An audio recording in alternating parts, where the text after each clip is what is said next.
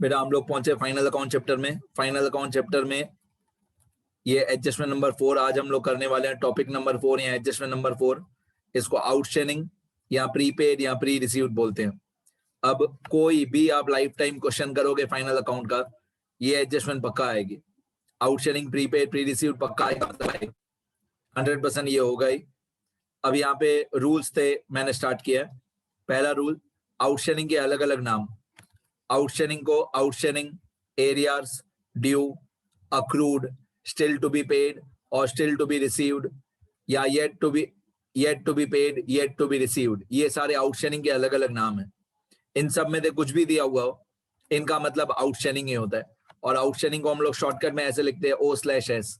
Outstanding मतलब या कोई इनकम का पैसा हमको मिलना बाकी है, या कोई इनकम का पैसा हमको मिलना बाकी है, या कोई एक्सपेंस का पैसा हमको पे करना बाकी है।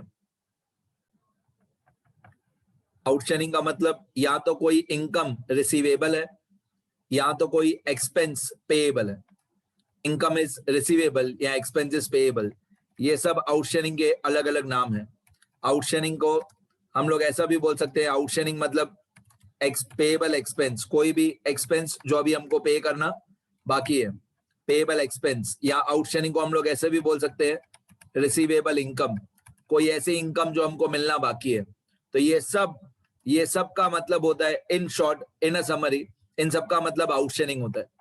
तो outstanding, arrears, due, accrued, still to be paid, still to be received, yet to be paid, yet to be received, expense payable, income receivable, ये सब एक ही बात है। इन सब का सेम आंसर होता है, ठीक है। अब आउटस्टैंडिंग हमेशा प्लस होता है, लाइफ टाइम याद रखो, ये हर साल आएगा, हर साल ये पॉइंट आएगी, मतलब आएगी। आउटस्टैंडिंग हमेशा प्लस होता है, आउटस्टैंडिंग हमेशा ऐड होता है।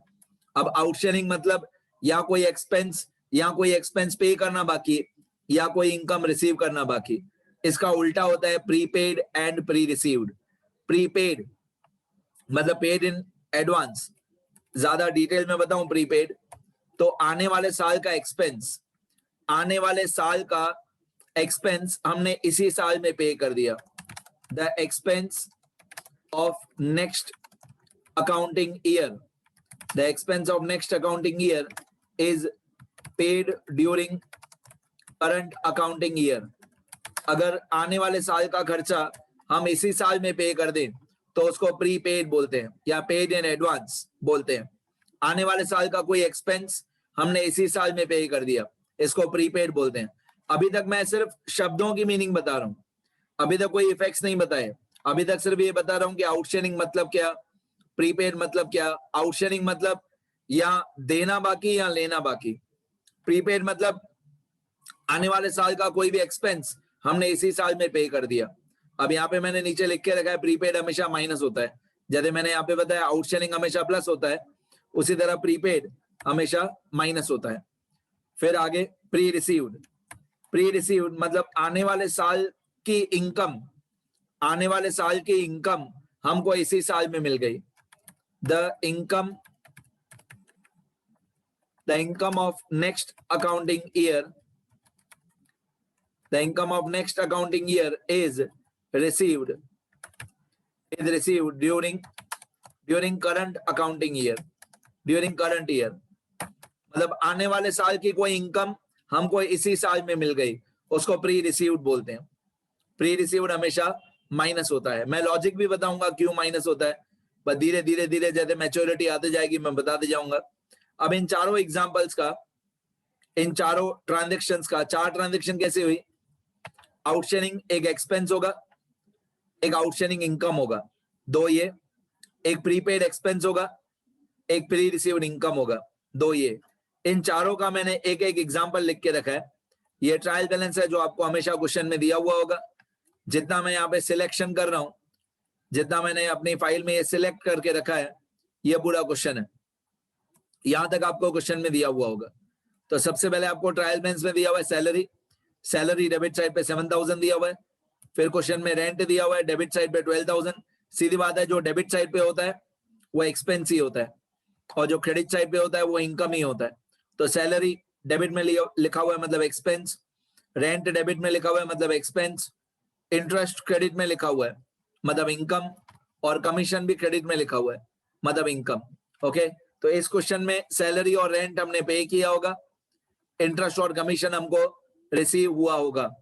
अब एडजस्टमेंट्स, एडजस्टमेंट में 4 दी हुई है, एक आउटस्टैंडिंग सैलरी दिया हुआ है 200 रुपीज, एक प्रीपेड रेंट दिया हुआ है 300, एक आउटस्टैंडिंग इंटरेस्ट दिया हुआ है 400 और एक प्री रिसीव्ड कमीशन दिया हुआ है 500। मैं एक एक करके स्टार्ट करूंगा, ध्यान से सुनना। सबसे पहले सैलरी 7000, तो सैलरी जो 7000 है ये प्रॉफिट एंड लॉस अकाउंट में डेबिट होता है, ये हमारा एक्सपेंस होता है। तो हम ट्रायल बैलेंस का एक इफेक्ट करेंगे, ये 7000 का एक इफेक्ट, सैलरी 7000 का एक इफेक्ट, ये आंसर में प्रॉफिट एंड लॉस अकाउंट में डेबिट होता है। सुनना ध्यान से, यहां से हमारा आंसर है, आंसर में मैंने ट्रेडिंग अकाउंट बना के रखा है, प्रॉफिट एंड लॉस अकाउंट बना के रखा है और बैलेंस शीट बना के रखी है। ठीक है, अब सैलरी जो 7000 क्वेश्चन में दिया हुआ है, सैलरी हमारा एक्सपेंस होता है और सैलरी हमारे आंसर में प्रॉफिट एंड लॉस अकाउंट में डेबिट होता है। तो सैलरी को मैं पीएनएल में डेबिट करूंगा 7000 इनर कॉलम में, इसको हम लोग इनर कॉलम बोलते हैं, इसको आउटर कॉलम बोलते हैं। ऐसा कभी भी इनर या आउटर लिखना नहीं, वो सिर्फ आपके नॉलेज के लिए। तो सैलरी हमारा एक्सपेंस है, सैलरी हमेशा हम लोग पे करते हैं, ये पीएनएल में डेबिट होता है 7000। ये ट्रायल बैलेंस का एक इफेक्ट, ट्रायल बैलेंस में सैलरी दिया हुआ है डेबिट, तो मैंने भी कर दिया डेबिट। सैलरी क्वेश्चन में दिया हुआ है डेबिट ट्रायल बैलेंस में, तो मैंने आंसर में भी डेबिट कर दिया। ये ट्रायल बैलेंस का एक इफेक्ट हो गया। अब एडजस्टमेंट में आउटस्टैंडिंग सैलरी दिया हुआ था, ये फर्स्ट एडजस्टमेंट क्वेश्चन में फर्स्ट एडजस्टमेंट में सैलरी दिया हुआ था 200, आउटस्टैंडिंग सैलरी 200। तो मैंने आपको अभी अभी थियरी वाले पेजेस में बताया कि आउटस्टैंडिंग हमेशा प्लस होता है, आउटस्टैंडिंग हमेशा ऐड होता है। तो सैलरी आउटस्टैंडिंग 200 हम लोग ऐड करेंगे, कहां पे, पीएनएल में डेबिट साइड पे ऐड कर देंगे, ऐड मतलब प्लस कर देंगे 200 कि ये 200 सैलरी हमको पे करना बाकी है। तो सैलरी में हम लोग लिखेंगे प्लस मतलब ऐड आउटस्टैंडिंग सैलरी, आउटस्टैंडिंग हमेशा प्लस होता है। तो 7000 में 200 प्लस हो जाएगा, तो आउटर कॉलम में आ जाएगा 7200, आउटर कॉलम में 7200।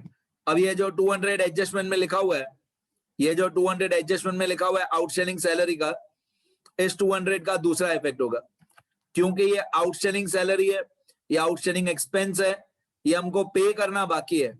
क्योंकि ये 200 हमको पे करना बाकी है, तो ये 200 हमारे लिए लायबिलिटी हुआ, ये 200 हमको सैलरी का पैसा पे करना बाकी है, ये वाला 200। तो इसका दूसरा इफेक्ट होगा बैलेंस शीट में लायबिलिटी साइड, बैलेंस शीट में लायबिलिटी साइड हम लोग लिखेंगे आउटस्टैंडिंग सैलरी 200, क्योंकि आउटस्टैंडिंग सैलरी मतलब पेएबल। कोई भी एक्सपेंस जो आउटस्टैंडिंग होता है, कोई भी एक्सपेंस जो आउटस्टैंडिंग होता है वो पेएबल ही होता है, कि हमको ये पे करना बाकी है 200 रुपए। अब पेएबल है, कोई भी चीज जो पेएबल है वो लायबिलिटी ही होती है, जो भी पैसा हमको पे करना बाकी है वो हमारा लायबिलिटी ही होता है। ठीक है, अब मैं डेबिट क्रेडिट से भी समझा देता हूं, एक बार सुनना ध्यान से, डेबिट क्रेडिट से बता रहा हूं। ये 7000 ट्रायल बैलेंस में दिया हुआ है डेबिट साइड, ये 7000 ट्रायल बैलेंस में दिया हुआ है डेबिट, तो मैंने भी इसको 7000 को कर दिया डेबिट। ओके, ये 200 एडजस्टमेंट में दिया हुआ है। तो अगर हमने डेबिट साइड पे प्लस किया तो प्लस मतलब सेम इफेक्ट होता है, मतलब ये 200 हमने डेबिट ही किया, ये 200 हमने डेबिट ही किया, क्योंकि हम लोगों ने डेबिट में प्लस किया, डेबिट में प्लस मतलब डेबिट ही होता है। तो हम लोगों ने 200 ये वाला ऐड किया मतलब प्लस किया, तो ये डेबिट ही हुआ। और ये 200 का दूसरा इफेक्ट किया हमने बैलेंस शीट में लायबिलिटी साइड, बैलेंस शीट में लायबिलिटी साइड पे लिखा, मतलब ये 200 हमने किया क्रेडिट। तो पीएनएल में हो गया 200 डेबिट और बैलेंस शीट में हो गया 200 क्रेडिट। जो भी सारी चीजें मैं ब्रैकेट में लिख रहा हूं वो ब्रैकेट सिर्फ आपके समझने के लिए, ब्रैकेट्स वाली अंदर की इंफॉर्मेशन आपको एग्जाम में नहीं लिखनी है। एग्जाम में आपको ये पेएबल नहीं लिखना है, एग्जाम में ये क्रेडिट नहीं लिखना है। जो भी मैं ब्रैकेट में लिखूंगा, याद रखना लाइफ टाइम, जब भी किसी चैप्टर में मैं ब्रैकेट में कुछ लिखता हूं वो सिर्फ स्टूडेंट्स के समझने के लिए होता है, ये ब्रैकेट्स एग्जाम में नहीं लिखने होते हैं। तो और एक बात बताऊं, ये 7000 दिया हुआ है ट्रायल बैलेंस में, ट्रायल बैलेंस में दिया हुआ है डेबिट, तो मैंने भी किया डेबिट। फिर ये 200 दिया हुआ है एडजस्टमेंट में, तो ये 200 मैंने पीएनएल में किया डेबिट।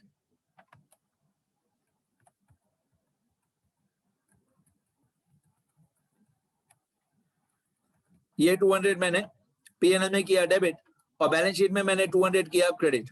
तो एडजस्टमेंट के दो इफेक्ट होते हैं, एक डेबिट एक क्रेडिट। अब ये जो आउटर कॉलम में 7200 लिखा हुआ है, ये जो आउटर कॉलम में 7200 लिखा हुआ है, ये 7200 कोई इफेक्ट नहीं है, इसको बोलते हैं दिस इज जस्ट टोटल। ये 7200 जो है इसको हम लोग सिर्फ टोटल बोलते हैं, दिस इज जस्ट टोटल।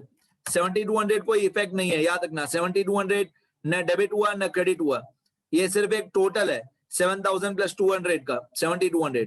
तो आउटर कॉलम में जो 7200 लिखा हुआ है वो कोई इफेक्ट नहीं है। 7200 न डेबिट हुआ न 7200 क्रेडिट हुआ, this is just total, this is just total, याद रखना। ये 7000 का एक इफेक्ट हुआ और 200 के दो इफेक्ट हुए, यहाँ पे 200 हुआ डेबिट और लायबिलिटी में 200 हुआ क्रेडिट। एडजस्टमेंट के दो इफेक्ट, एक डेबिट एक क्रेडिट। चलो अब धीरे धीरे सब बातें पता चलती जाएंगी, क्या चीज कहते हैं प्लस माइनस करनी है। इसके बाद क्वेश्चन में दिया हुआ है रेंट, रेंट दिया हुआ है 12000। अब रेंट 12000 जो दिया क्वेश्चन में दिया हुआ है डेबिट 12000, ये 12000 जो डेबिट क्वेश्चन में दिया हुआ है रेंट, ये आता है प्रॉफिट एंड लॉस अकाउंट में डेबिट साइड पे रेंट। तो प्रॉफिट एंड लॉस अकाउंट में डेबिट साइड पे 12000 रेंट टू रेंट। अब क्वेश्चन में दिया हुआ है डेबिट, तो मैंने भी इसको किया डेबिट। यहाँ पे P&L में डेबिट साइड पे इनर कॉलम 12000 एक इफेक्ट, ट्रायल बैलेंस का एक इफेक्ट, ट्रायल बैलेंस में डेबिट तो मैंने भी किया डेबिट 12000। आगे ये 12000 का एक इफेक्ट, मैंने भी क्वेश्चन में भी डेबिट है, मैंने आंसर में भी डेबिट किया। अब सेकंड एडजस्टमेंट में लिखा हुआ है, सेकंड एडजस्टमेंट में प्रीपेड रेंट इज 300। अभी मैंने आपको बताया थोड़ी देर पहले कि प्रीपेड हमेशा माइनस होता है, आउटस्टैंडिंग हमेशा प्लस होता है। क्यों मैं थोड़ी देर के बाद बताऊंगा, क्यों लॉजिक भी बताऊंगा। आउटस्टैंडिंग हमेशा प्लस होता है, प्रीपेड हमेशा माइनस होता है। तो प्रीपेड रेंट जो है 300, ये रेंट में से माइनस हो जाएगा 300। तो P&L में डेबिट साइड पे रेंट के नीचे less prepaid rent 300, less prepaid rent 300। अब मैं 12000 में से 300 माइनस कर दूंगा, तो 12000 माइनस 300, तो आउटर कॉलम में आएगा 11700। ठीक है, अब दिमाग लगाओ, प्रीपेड रेंट 300 का दूसरा इफेक्ट कहां पे होगा? इसका दूसरा इफेक्ट होगा बैलेंस शीट में एसेट साइड, क्योंकि आने वाले साल का रेंट 300 हमने इसी साल में पे कर दिया। 300 आने वाले साल का रेंट हमने इसी साल में पे कर दिया 300। ये हमारे लिए एसेट हुआ। एसेट क्यों हुआ मैं आपको समझाता हूं। ये 300 एसेट क्यों हुआ प्रीपेड रेंट, क्योंकि आने वाले साल में, ये देखो मैंने एसेट साइड पे लिखा 300, आने वाले साल में कोई भी एक प्रॉपर्टी या हमारे ऑफिस या हमारी फैक्ट्री या हमारा गोडाउन हमको यूज करने को मिलेगा। फैक्ट्री या शोरूम या ऑफिस या गोडाउन हमको यूज करने को मिलेगा, लेकिन उसका रेंट हमको पे नहीं करना पड़ेगा, उसका रेंट हमने पहले से ही पे कर दिया है। तो जो प्रॉपर्टी हमको यूज करने के लिए मिलेगी, वो यूज करने का जो हक है, अधिकार है, राइट है, वो हमारा एसेट है कि हम वो फैक्ट्री या ऑफिस नेक्स्ट ईयर भी यूज कर पाएंगे, क्योंकि नेक्स्ट ईयर का रेंट हमने पहले से ही पे कर दिया है, प्रीपेड रेंट। तो प्रीपेड रेंट कोई दिखाई नहीं देगा, कोई टेंजिबल एसेट नहीं होता है, ये इंटेंजिबल एसेट होता है। ये एक तरीके का राइट होता है, हमारा अधिकार होता है कि भाई हमने आने वाले साल का रेंट भर दिया है इसी साल, नेक्स्ट ईयर हम लोग रेंट नहीं भरेंगे। तो 300 रेंट इज प्रीपेड, ये हमारा एसेट होता है। ठीक है, अब डेबिट क्रेडिट से बताता हूं, डेबिट क्रेडिट से समझाता हूं। ये 12000 क्वेश्चन में दिया हुआ है डेबिट, ट्रायल बैलेंस में 12000, तो मैंने भी किया डेबिट।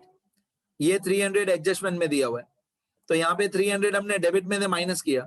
अब डेबिट में से माइनस मतलब क्रेडिट होता है, डेबिट में से माइनस मतलब क्रेडिट होता है।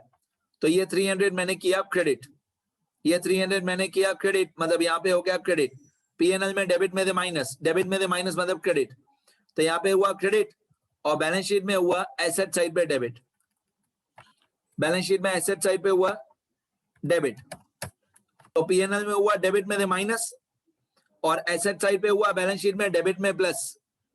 पीएनएल में डेबिट में माइनस, बैलेंस शीट में डेबिट में प्लस, तो डेबिट क्रेडिट इक्वल हो गया। एक जगह पे डेबिट में माइनस हुआ, एक जगह पे डेबिट में प्लस हुआ। डेबिट क्रेडिट हमेशा इक्वल होना चाहिए, ओके। और याद रखना माइनस मतलब उल्टा इफेक्ट होता है। पीएनएल में डेबिट में माइनस हुआ, डेबिट में माइनस मतलब क्रेडिट हुआ 300, यहाँ पे हुआ क्रेडिट और बैलेंस शीट में हुआ debit.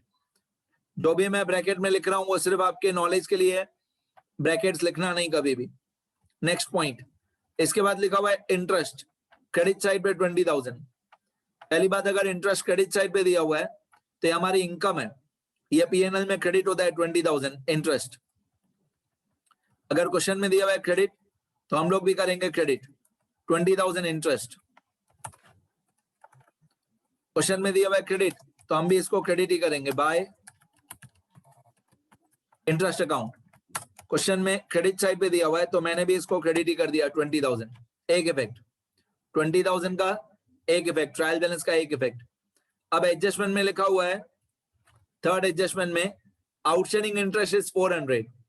Third adjustment, outstanding interest is 400 मतलब 400 रुपीज हमको इंटरेस्ट मिलना बाकी है। आउटस्टैंडिंग इंटरेस्ट इज 400 मतलब yet to be received, still to be received. ये 400 हमको इंटरेस्ट मिलना बाकी है। आप लोग ऐसे भी याद कर सकते हो, आप लोग ऐसे भी याद कर सकते हो कि आउटस्टैंडिंग को हिंदी में बोलते हैं बाकी। हिंदी में बोलते हैं बाकी मतलब यहाँ लेना बाकी, यहाँ देना बाकी। आउटस्टैंडिंग को आप बाकी बोल सकते हो हिंदी में, ओके। अब 400 इंटरेस्ट आउटस्टैंडिंग है मतलब हमको मिलना बाकी है, तो आउटस्टैंडिंग 400 पीएनएल में क्रेडिट साइड पे ऐड हो जाएगा। पीएनएल में क्रेडिट साइड पे ये वाला 400 इंटरेस्ट के अंदर ऐड हो जाएगा। तो मैं लिखूंगा ऐड मतलब प्लस आउटस्टैंडिंग इंटरेस्ट। मैंने बताया बहुत बार आउटस्टैंडिंग हमेशा ऐड होता है, प्लस होता है, तो 400 आउटस्टैंडिंग इंटरेस्ट प्लस हो जाएगा, तो आउटर कॉलम में आ जाएगा 20,400। अब ये 400 जो आउटस्टैंडिंग इंटरेस्ट है ये इनकम है, मिलना बाकी है, तो जो भी इनकम हो और मिलना बाकी हो इसका दूसरा इफेक्ट होगा 400 का बैलेंस शीट में एसेट साइड। ये 400 हमको मिलना बाकी है, मिलना बाकी है मतलब रिसीवेबल, रिसीवेबल मतलब एसेट हुआ। ये इनकम है हमारी 400, मिलना बाकी है। कोई भी इनकम आउटस्टैंडिंग, कोई भी इनकम अगर आउटस्टैंडिंग हो मतलब इनकम का पैसा हमको मिलना बाकी है, तो ये 400 आएगा। दूसरा इफेक्ट 400 का बैलेंस शीट में एसेट साइड, 400 बैलेंस शीट में एसेट साइड आउटस्टैंडिंग इंटरेस्ट, और मैं ब्रैकेट में लिख देता हूं रिसीवेबल मतलब मिलना बाकी है। अब बैलेंस शीट में एसेट साइड पे लिखा, अगर एसेट साइड पे लिखा मतलब ये डेबिट हुआ, ये 400 क्या हुआ debit. Outstanding income, outstanding interest का पैसा हमको मिलना बाकी है तो ये हमारा एसेट हुआ। जो भी पैसा मिलना बाकी है रिसीवेबल है वो हमेशा हमारा एसेट ही होता है। अब मैं डेबिट क्रेडिट समझा देता हूं, डेबिट क्रेडिट कैसे हुआ। क्वेश्चन में ये 20,000 क्वेश्चन में दिया हुआ है क्रेडिट ट्रायल बैलेंस पे, क्वेश्चन में दिया है क्रेडिट तो मैंने भी किया क्रेडिट, एक इफेक्ट।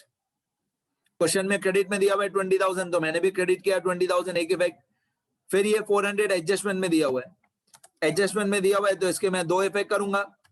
क्रेडिट साइड पे ऐड किया, अगर मैंने इसको क्रेडिट साइड पे प्लस किया, अगर मैंने इसको क्रेडिट साइड पे 400 को प्लस किया तो हमने 1000 बार बताया मैंने, प्लस मतलब सेम इफेक्ट होता है। प्लस मतलब सेम इफेक्ट मतलब अगर आपने क्रेडिट साइड पे प्लस किया तो वो क्रेडिट ही हुआ। तो ये 400 क्रेडिट साइड पे प्लस, क्रेडिट साइड पे प्लस मतलब ये 400 क्रेडिट ही हुआ। अब यहाँ पे हुआ 400 क्रेडिट तो बैलेंस शीट में होगा 400 डेबिट, डेबिट मतलब एसेट। तो आप डेबिट क्रेडिट से भी कर सकते हो, आप डेबिट क्रेडिट से सोचोगे तो भी राइट आएगा। पीएनएल में हुआ क्रेडिट में प्लस मतलब क्रेडिट और बैलेंस शीट में हुआ 400 डेबिट, एसेट मतलब डेबिट होता है, ठीक है। Last point fourth adjustment, fourth adjustment में लिखा हुआ है कमीशन क्रेडिट साइड पे 2000। क्वेश्चन में ट्रायल बैलेंस में, ट्रायल बैलेंस में कमीशन दिया हुआ है क्रेडिट साइड पे 2000। अब जो क्रेडिट साइड पे 2000 कमीशन दिया हुआ है ये हम भी क्रेडिट ही करेंगे। क्वेश्चन में क्रेडिट है तो हम भी आंसर में भी क्रेडिट करेंगे। कमीशन 2000 पीएनएल में क्रेडिट होता है, इनर कॉलम 2000 इसको मैं लिखूंगा बाय कमीशन। अब क्वेश्चन में दिया हुआ है क्रेडिट, तो मैंने भी कर दिया क्रेडिट 2000, एक इफेक्ट। ट्रायल बैलेंस का एक इफेक्ट 2000। अब एडजस्टमेंट में लिखा हुआ है pre received commission, fourth adjustment में लिखा हुआ है प्री रिसीव्ड कमीशन इज 500। मैंने बताया बहुत बार प्री रिसीव्ड हमेशा माइनस होता है, क्यों माइनस होता है वो मैंने नहीं बताया, लेकिन इतना बताया कि प्री रिसीव्ड हमेशा माइनस होता है, आउटस्टैंडिंग हमेशा प्लस, प्रीपेड या प्री रिसीव्ड हमेशा माइनस। तो ये प्री रिसीव्ड कमीशन 500, ये कमीशन में से माइनस हो जाएगा 500। तो पीएनएल में क्रेडिट साइड पे 500 माइनस हो जाएगा, यहाँ पे 500 माइनस हो जाएगा। इसको बोलेंगे माइनस मतलब less pre received commission. Pre received commission में से माइनस हो जाएगा। अब दिमाग लगाओ, पीएनएल में क्रेडिट साइड पे माइनस, क्रेडिट साइड पे माइनस मतलब डेबिट होता है, क्रेडिट में से माइनस मतलब डेबिट होता है। तो ये 500 हमने एक्चुअली डेबिट किया। क्यों डेबिट हुआ? क्योंकि क्रेडिट में से माइनस मतलब डेबिट होता है, तो ये 500 हुआ डेबिट। अब आउटर कॉलम में 2000 में से 500 माइनस हो जाएगा, तो आउटर कॉलम में आएगा 1500, आउटर कॉलम 1500, ठीक है। प्री रिसीव्ड कमीशन 500, कमीशन में से माइनस हो जाएगा।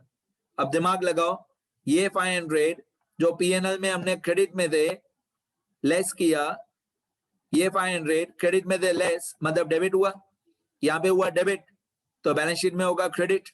बैलेंस शीट में क्रेडिट मतलब लायबिलिटी साइड, तो ये 500 आएगा बैलेंस शीट में लायबिलिटी साइड 500।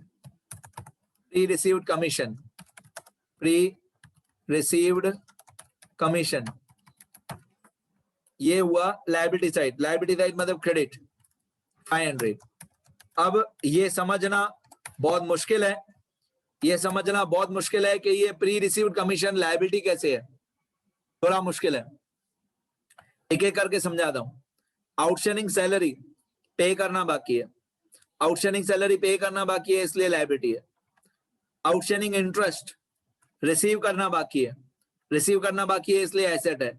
तो ये दोनों समझना बहुत इजी होता है। आउटस्टैंडिंग सैलरी इज पेएबल मतलब liability, outstanding interest is receivable मतलब एसेट। ये दोनों समझना इजी है, लेकिन ये प्रीपेड और प्री रिसीव्ड इनको समझना बहुत हार्ड है।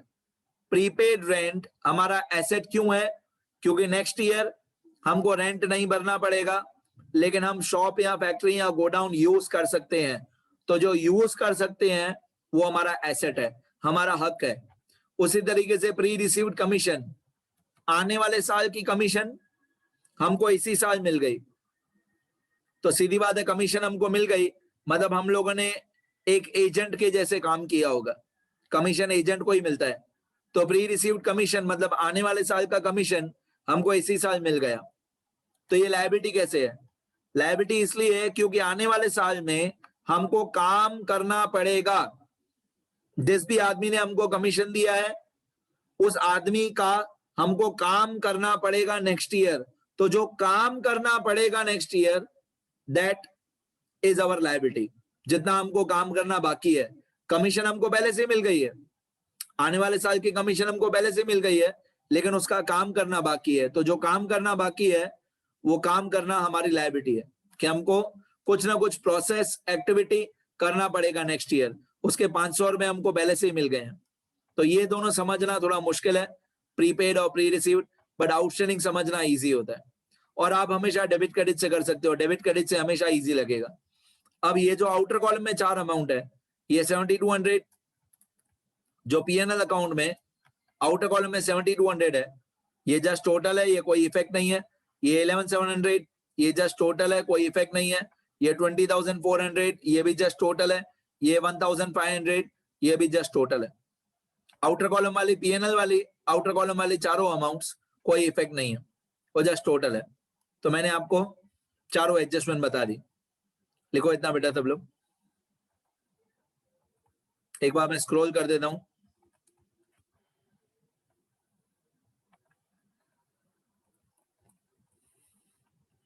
ये टॉपिक नंबर 4 हमारा।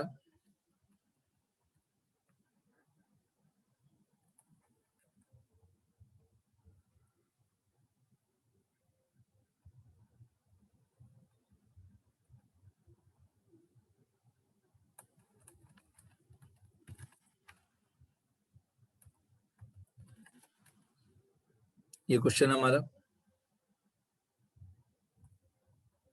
यहां से आंसर ट्रेडिंग अकाउंट अच्छी तरह फॉर्मेट बना के करना, प्रॉफिट एंड लॉस अकाउंट,